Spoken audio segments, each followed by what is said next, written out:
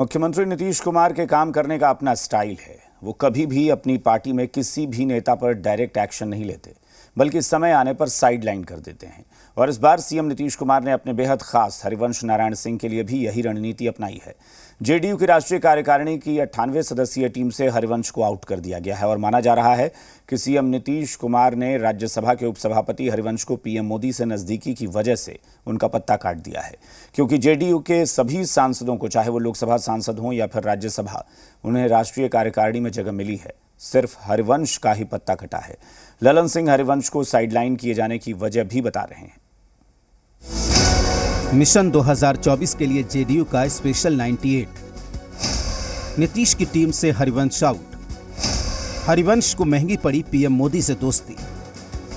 राज्यसभा के उपसभापति हरिवंश नारायण सिंह को आखिरकार मुख्यमंत्री नीतीश कुमार ने साइड कर ही दिया। सीएम नीतीश ने मिशन 2024 को लेकर जेडीयू की राष्ट्रीय कार्यकारिणी में 98 लोगों को शामिल किया है, लेकिन जेडीयू के स्पेशल 98 में राज्यसभा के उपसभापति हरिवंश का नाम शामिल नहीं है। जेडीयू के राष्ट्रीय अध्यक्ष ललन सिंह की दलील है कि जब से हम लोग महागठबंधन में शामिल हुए हैं, हरिवंश पार्टी की किसी भी बैठक में शामिल नहीं हुए। मुख्यमंत्री की ओर से पटना में बुलाई गई लोकसभा और राज्यसभा के सांसदों की बैठक में भी वो शामिल नहीं हुए। हो सकता है प्रधानमंत्री ने उन्हें मना कर दिया हो।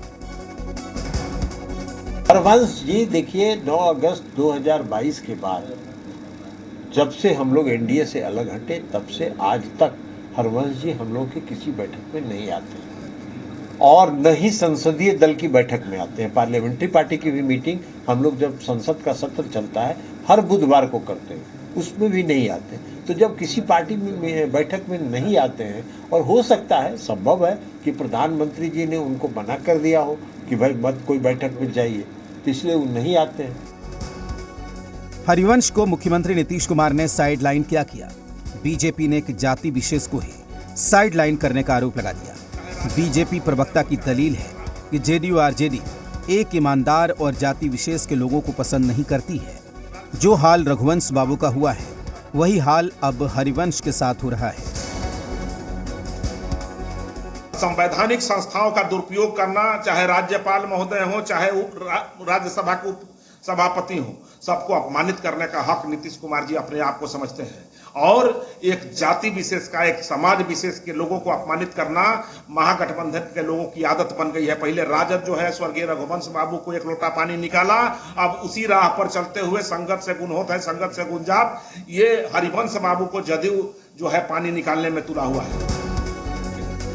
वहीं आरजेडी की दलील है कि हरिवंश एक संवैधानिक पद पर है, इसलिए उनका नाम नहीं रखा गया होगा, जबकि कांग्रेस इसे जेडीयू का आंतरिक मामला बताकर पल्ला झाड़ रही है।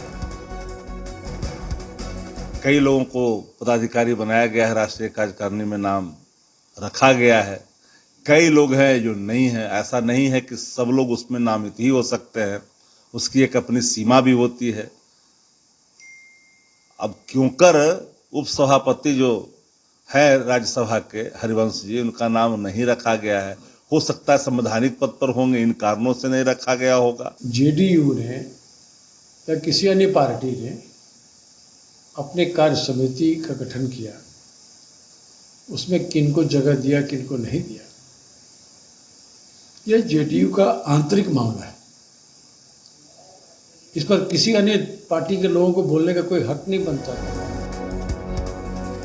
दरअसल हरिवंश और नीतीश में पिछले दिनों तब तल्खियां बढ़ गई थी जब नए संसद भवन के उद्घाटन समारोह में हरिवंश पार्टी के स्टैंड के विपरीत जाकर शामिल हुए थे।